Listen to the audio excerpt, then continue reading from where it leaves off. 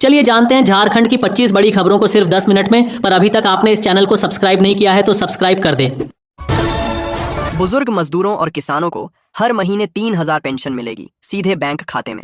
भारत में लाखों मजदूर और श्रमिक ऐसे हैं जो असंगठित क्षेत्र में काम करते हैं और उनके पास बुढ़ापे में आय का कोई निश्चित साधन नहीं होता। रिक्शा चालक, दिहाड़ी मजदूर, घरेलू कामगार, निर्माण श्रमिक और खेतीहर मजदूरों के लिए सबसे बड़ी समस्या यही है कि 60 साल की उम्र के बाद वे क्या करेंगे। इसी चिंता को दूर करने के लिए सरकार ने ई श्रम पोर्टल के माध्यम से एक खास पेंशन योजना शुरू की है, जिसमें पात्र श्रमिकों को हर महीने 3,000 की पेंशन मिलती है। यह योजना असंगठित कामगारों के भविष्य को सुरक्षित बनाने की दिशा में एक अहम पहल। योजना में शामिल होने के लिए श्रमिक की आयु सामान्यतः 18 से 40 वर्ष के बीच होनी चाहिए। इसके बाद उम्र के अनुसार एक छोटी मासिक राशि का योगदान करना होता है। सरकार भी इसमें बराबर का योगदान करती है। जब लाभार्थी 60 वर्ष की आयु पूरी कर लेता है तब उसे हर महीने 3,000 की पेंशन मिलनी शुरू हो जाती है।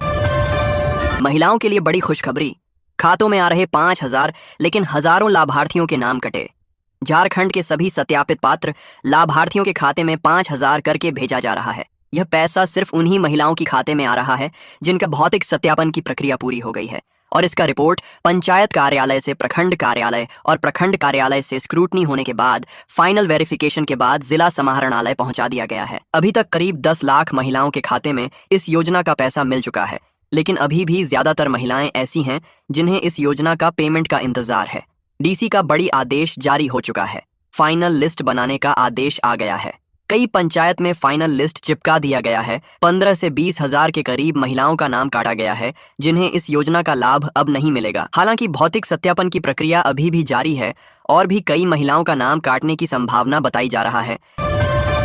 हेमंत सरकार का बड़ा ऐलान, युवाओं को मिलेंगी 50,000 सरकारी नौकरियां। झारखंड के लाखों युवाओं के लिए वर्ष 2026 उम्मीदों और नए अवसरों का साल साबित हो सकता है। लंबे समय से सरकारी नौकरी की तैयारी कर रहे अभ्यर्थियों के लिए बड़ी खुशखबरी सामने आई है। राज्य सरकार ने विभिन्न विभागों में खाली पड़े पदों को भरने की दिशा में तेजी से काम शुरू कर दिया है। जानकारी के अनुसार वर्ष 2026 के दौरान 50,000 से अधिक सरकारी पदों पर नियुक्तियां किए जाने की तैयारी चल रही है। इन भर्तियों का आयोजन मुख्य रूप से झारखंड स्टाफ सिलेक्शन कमीशन और झारखंड पब्लिक सर्विस कमीशन के माध्यम से किया जाएगा। विभिन्न विभागों से रिक्त पदों की सूची मांगी जा रही है ताकि भर्ती प्रक्रिया को समय पर पूरा किया जा सके। सरकार का उद्देश्य है कि युवाओं को रोजगार के अधिक अवसर मिले और विभागों में वर्षों से खाली पड़े पदों को भरा जा सके। राशन कार्ड में नाम जुड़वाने के लिए बदला नियम, अब ई-केवाईसी हो गई अनिवार्य। झारखंड में राशन कार्ड में नया नाम जोड़ने के लिए पहले ई-केवाईसी कराना अब अनिवार्य होगा।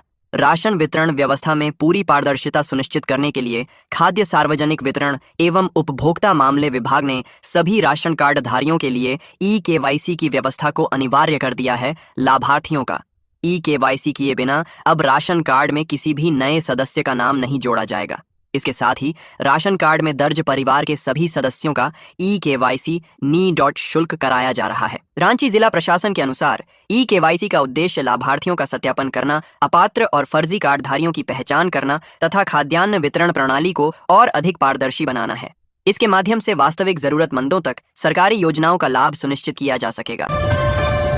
पूर्व सैनिकों को झारखंड सरकार का गिफ्ट, जेलों में कक्षपाल के लिए सीधी भर्ती, हर साल बढ़ेगी 8% सैलरी। झारखंड के गृह कारा एवं आपदा प्रबंधन विभाग ने राज्य की 10 विभिन्न जेलों में कक्षपाल, पुरुष और महिला कक्षपाल के रिक्त पदों को भरने के लिए बम्पर बहाली निकाली है। यह भर्ती पूरी तरह से भूतपूर्व सैनिकों, एक्स सर्विसमैन और अर्ध सैनिक बलों, पैरामिलिट्री फोर्सेस के सेवानिवृत्त जवानों के लिए है। कुल 340 रिक्त पदों पर अनुबंध कॉन्ट्रैक्ट के आधार पर नियुक्ति के लिए आगामी 12 अगस्त को हजारीबाग में एक भव्य वॉक इन इंटरव्यू का आयोजन किया जा रहा है। विभाग द्वारा जारी आधिकारिक नोटिफिकेशन के अनुसार कुल 340 पदों में से 321 पद पुरुष अभ्यर्थियों के लिए और 19 पद महिला अभ्यर्थियों के लिए आरक्षित हैं। प्रारंभिक रूप से यह नियुक्ति 1 वर्ष के लिए होगी, जिसे विभाग अपनी आवश्यकता के अनुसार आगे बढ़ा सकता है। सांप व कुत्ता काटने की दवाएं हर समय रहेंगी उपलब्ध, स्वास्थ्य विभाग ने जारी किए। 5 करोड़ 15 लाख स्वास्थ्य विभाग ने सांप और कुत्ते के काटने के इलाज को लेकर एक बड़ा कदम उठाया है। विभाग ने सभी सरकारी स्वास्थ्य केंद्रों और अस्पतालों में एंटी स्नेक वेनम और एंटी रेबीज वैक्सीन की हर समय उपलब्धता सुनिश्चित करने के लिए 5 करोड़ 15 लाख की राशि जारी की है। इस राशि का मुख्य उद्देश्य ग्रामीण और दूर दराज के क्षेत्रों के प्राथमिक स्वास्थ्य केंद्रों, PHCS और सामुदायिक स्वास्थ्य केंद्रों, CHCS तक इन जीवन रक्षक दवाओं की निर्बाध आपूर्ति बनाए रखना है, ताकि आपातकालीन स्थिति में मरीजों को तुरंत इलाज मिल सके। इस पहल के पीछे का मुख्य उद्देश्य सांप और कुत्ते के काटने से होने वाली मौतों और गंभीर मामलों को कम करना है। अक्सर यह देखा जाता है कि ग्रामीण क्षेत्रों में सही समय पर दवा न मिलने या गोल्डन आवर हादसे के ठीक बाद का महत्वपूर्ण समय के भीतर इलाज शुरू न होने के कारण मरीजों की जान जोखिम में पड़ जाती है।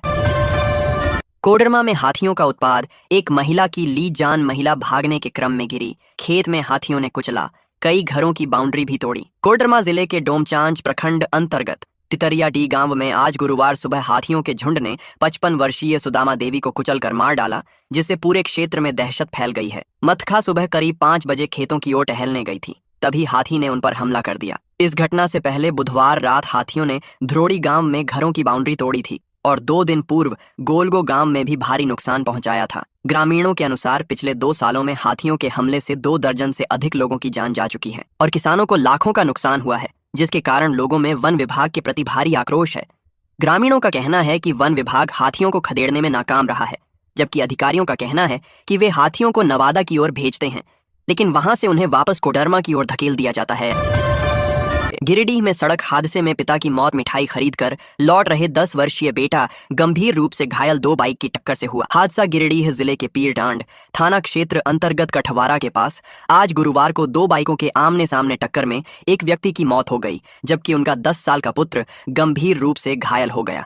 मृतक की पहचान पालगंज निवासी 41 वर्षीय सुजीत कुमार गुप्ता के रूप में हुई है। घायल पुत्र मनीष का इलाज गिरिडीह सदर अस्पताल में चल रहा है। जानकारी के अनुसार सुजीत कुमार गुप्ता अपने पुत्र मनीष के साथ पालगंज से मिठाई खरीदने के लिए बदडीहा गए थे। मिठाई खरीदकर दोनों बाइक से घर लौट रहे थे। इसी दौरान कटवारा के पास सामने से आ रही एक बाइक के चालक ने अचानक बिना संकेत दिए बाइक मोड़ दी, जिससे दोनों बाइकों के बीच टक्कर हो गई। परिजन बबलू राम ने बताया कि टक्कर के बाद पिता पुत्र सड़क पर गिरकर गंभीर रूप से घायल हो गए। हादसे के बाद स्थानीय लोगों की भीड़ जमा हो गई। झारखंड के पूर्व मुख्यमंत्री चंपाई सोरेन की बिगड़ी तबीयत, टाटा मेन हॉस्पिटल में इलाज जारी। झारखंड के पूर्व मुख्यमंत्री और भारतीय जनता पार्टी बीजेपी के कद्दावर नेता चंपाई सोरेन अचानक तबीयत खराब हो हैं। ब्लड शुगर लेवल, रक्त शर्करा हाई होने के कारण उनकी तबीयत खराब होने लगी, जिसके बाद उन्हें बीती देर रात आनन फानन में जमशेदपुर के बिष्टुपुर स्थित टाटा मुख्य अस्पताल TMH में भर्ती कराया गया। फिलहाल डॉक्टरों की एक विशेष टीम उनके स्वास्थ्य की लगातार मॉनिटरिंग कर रही है। चंपाई सोरेन के अस्पताल में भर्ती होने की खबर मिलते ही राज्य के राजनीतिक गलियारों में चिंता की लहर दौड़ गई है। चंपाई सोरेन के पूर्व प्रेस सलाहकार चंचल गोस्वामी ने उनके स्वास्थ्य की जानकारी देते हुए बताया कि अचानक शुगर लेवल काफी ज्यादा बढ़ जाने की वजह से पूर्व मुख्यमंत्री असहज महसूस कर रहे थे और उनकी हालत बिगड़ने लगी थी। परिजनों ने स्थिति को भांपते हुए तुरंत उन्हें TMH ले जाने का फैसला किया।